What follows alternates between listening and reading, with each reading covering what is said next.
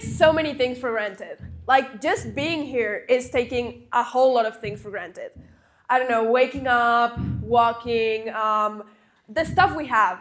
We're very privileged people, and we don't really realize that, even if we say that we're grateful, because we don't realize that everything is a privilege. Every little thing you do, from the big achievements, from the big stuff you have, to the smallest, most normal things. There's this song. It's called "Let Her Go." It's about love. That's not really relevant. But there's a line that says, "Only know you've been high when you're feeling low," and that's super true. Myself, well, I also used to take so many things for granted, and I probably still do. But I had to be forced to slow down to realize some of the stuff I take for granted. About 6-ish months ago, I had appendicitis. My appendix burst open, and I had to stop, slow down, and see life from another perspective. First, it started as it looked like a stomach bug, or if I had eaten something that was bad, and I started throwing up a lot. So I told my mom I feel sick, whatever. I started throwing up, and she was like, "Okay, let's see if it's something that you ate that was bad."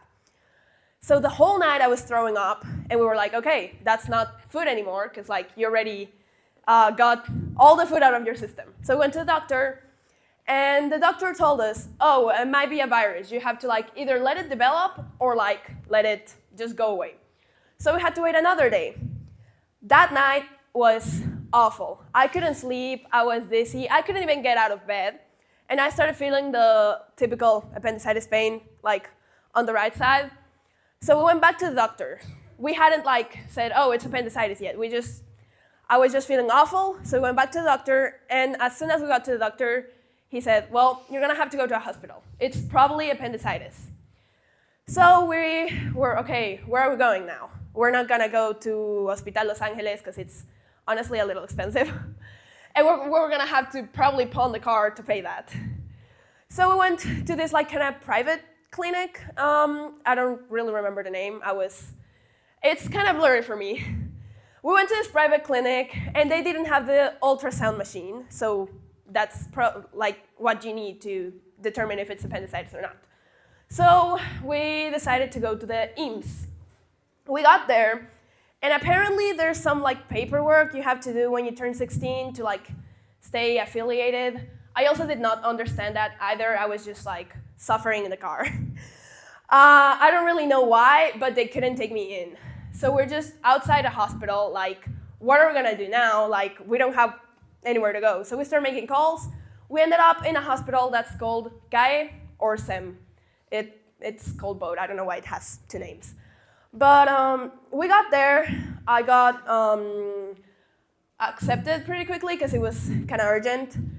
And I remember there was this one girl that had her knee kind of she had, I think it was dislocated, broken, I don't know. It was awful.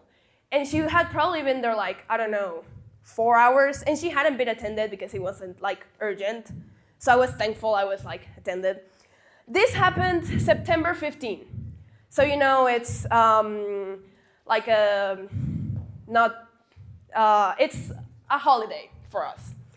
So first, public hospital, they always have not too much staff, a lot of cases. And then September 15, everyone was out.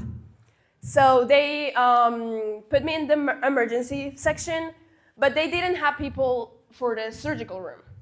So we had to wait another 4 hours, I want to say. I really don't remember. I lost track of time. I got into surgery. Everything went well. Nothing went wrong. And then I got taken to the normal room, not normal room, I don't know what it's called, where, once you get out of surgery and you have to wait there to get released.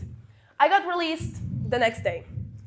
And I remember I was so glad, oh, finally my house, I get to have my food. I only had one meal at the hospital by that point. And I was already complaining about the food because we all know that hospital food is not great. But I got to my house. I felt a week, whatever. I was in my bed and I started feeling like really cold, like kind of shivering. And I told my mom, like, this is not good.